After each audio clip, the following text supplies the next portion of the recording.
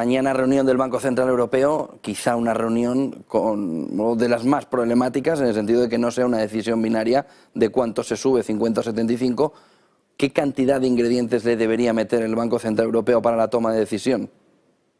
Bueno, yo creo que el Banco Central Europeo tiene que cumplir su mandato. Es todo tan sencillo y tan complicado como hacer exactamente lo que está en su mandato.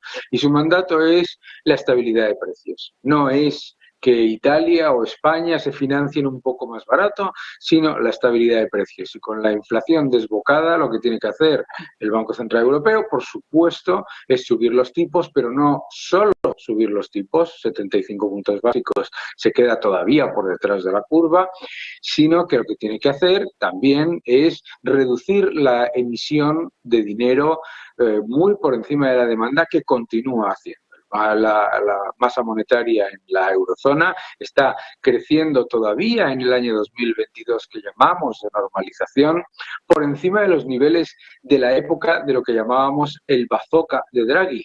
Y esto no puede continuar así, porque el problema de la inflación es muchísimo más importante que el hecho de que pues el déficit de un país se financia al 1 o al 1,2%, que es irrelevante desde un punto de vista fiscal y también desde un punto de vista financiero.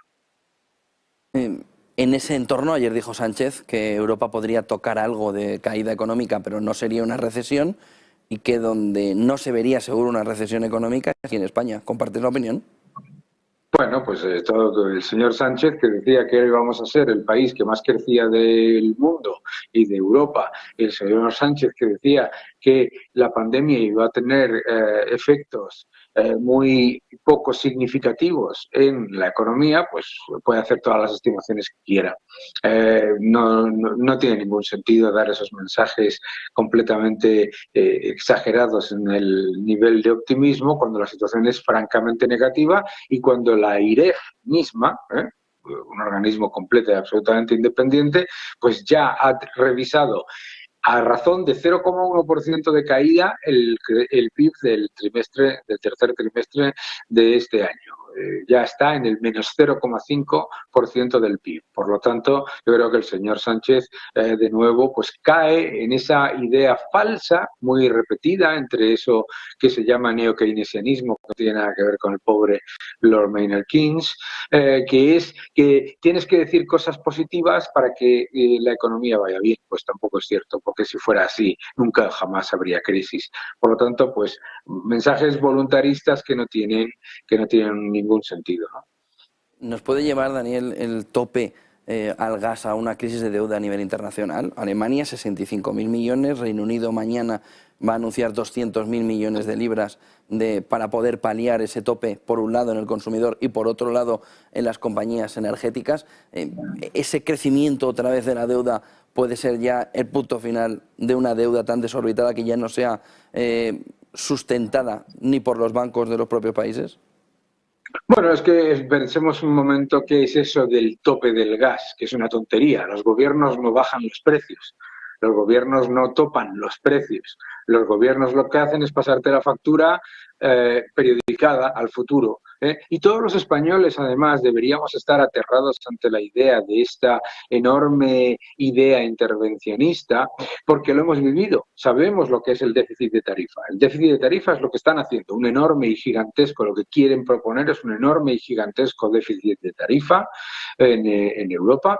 Eso significa, por supuesto, como tú bien dices, mucha más deuda. Significa, por supuesto, también que los consumidores, cuando los precios se normalicen y la política monetaria realmente se normalice, entonces no se van a beneficiar de la bajada de precios porque van a tener precios elevados durante mucho tiempo y además, por supuesto, pues un gran problema de emisión monetaria adicional. Es que estas medidas no combaten la inflación, como mucho la enquistan.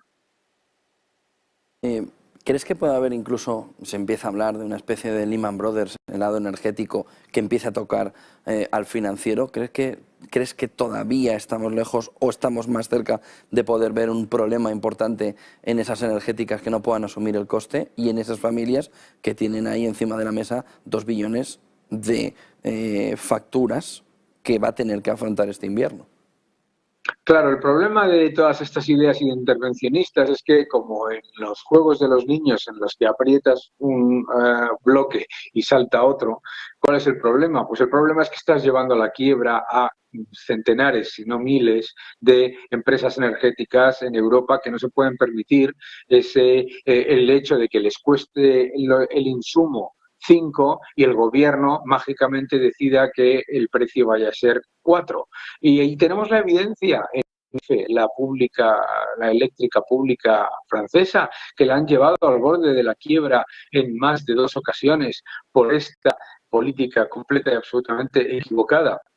El problema del sector energético en Europa no es un problema de mercado, es un problema de intervención. Se ha intervenido en Alemania prohibiendo las nucleares y eliminando la inmensa mayoría. Se ha intervenido en Francia las tarifas desde hace años y años, ya más de una década. Se ha prohibido la producción y el desarrollo de gas doméstico. Se mantiene un nivel de intervención absoluto en el que el consumidor, en la factura, más del 75% de los costes están regulados y son impuestos, y en el caso de Alemania, por ejemplo, y de la parte que no está regulada, el coste del CO2, el mix energético, etcétera, está intervenido. El problema de Europa en energía es un problema de intervención. Y además, ante lo que es una crisis energética como la que estamos viviendo, es absolutamente alucinante escuchar del gobierno alemán que no cierra las nucleares que quedan, los 3 reactores nucleares que quedan, pero que los mantiene en stand-by. Pero vamos a ver, ¿qué más crisis tenemos que tener? Y por otro lado, Francia está poniéndole trabas al gasoducto MidCat. Y por otro lado, España genera un conflicto diplomático con su mayor suministrador de gas. Pero ¿en qué estamos metidos? Y ayer, esta semana, las renovables desplomándose por todas las bolsas europeas, porque la Unión Europea ha decidido que es que las renovables también les van a meter el hachazo regulatorio que ha sufrido ya la nuclear, la hidráulica, etcétera. Un problema de intervencionismo no se soluciona con más intervencionismo. Lo que debería empezar a hacer la Unión Europea es, 1, eliminar ese subterfugio absolutamente ridículo de impuesto que es el precio del CO2 durante este periodo de crisis, que nos cuesta a todos una cantidad absolutamente monstruosa y que encima no está siendo repercutido para mejorar la tarifa. Segundo, esa enorme cantidad de impuestos y de cargas regulatorias completamente externas al coste y al consumo de energía que tienen las tarifas. Y tercero, abrir el mercado para que la inversión no esté constantemente burocratizada y penalizada, limitada, incluso prohibida. Un último punto, Daniel. No sé si le preocupa más que la intervención de los precios de los alimentos sea en orden a promover una dieta equilibrada que marca el gobierno, o la mera intervención de los precios de los alimentos que no sabemos todavía cómo quieren realizarla a través de los supermercados. Pero ¿cómo puede distorsionar todavía más el mercado y esa inflación una intervención otra vez con el término de esta nueva segunda temporada, que es el topar, topar y topar? Sí, la invención del palabro, ¿no? El palabro de topar, que es una estupidez de tal calibre que me parece incluso aberrante que haya un solo economista que lo blanquee. Lo primero que tenemos que entender es que el gobierno no tiene ni idea de lo que es el coste de la cadena de suministros en la alimentación. Lo segundo que tenemos que saber es que el que más se lucra de los costes de la cadena de suministros de la alimentación es el gobierno, porque introduce mayores impuestos y mayores cargas en todas las partes de esa cadena, desde el campo a la distribución, el transporte y, por supuesto, a la parte minorista. De un tomate, aproximadamente el 40% que paga el ciudadano viene de impuestos encadenados. Y lo que está haciendo el gobierno, es lo de siempre, es decir mentiras, utilizar mentiras para que para intervenir todavía más un sistema el que lo que necesita es mejora en las cadenas de suministro, y la mejora de las cadenas de suministro viene por la competencia, no por la intervención. No lo ha hecho nunca. Los gobiernos no bajan los precios, los gobiernos suben los precios, porque el mayor beneficiario de la inflación son los gobiernos. Es curioso, Daniel, solo un apunte final, que donde se ha aplicado esto que ahora plantea el gobierno, plantea Yolanda Díaz, ha generado más inflación, ha generado desabastecimiento y ha alentado el mercado negro. En fin, ojo en el camino en el que nos queremos meter. Pero vamos a ver, si es que parece que en España no seamos españoles y no nos acordemos de España. En 1956, entre mediados de los 50, el gobierno de Franco se dedicaba constantemente a hacer estas cosas. Decía, prohibía que subiesen los precios, ¿no?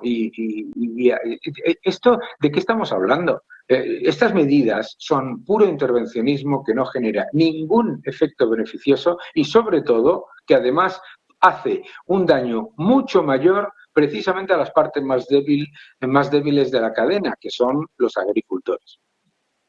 Muchísimas gracias, Daniel Lacalle, economista, jefe de Tresis, por ese primer análisis del día aquí en Negocios Televisión. Buen día y buen negocio, Daniel.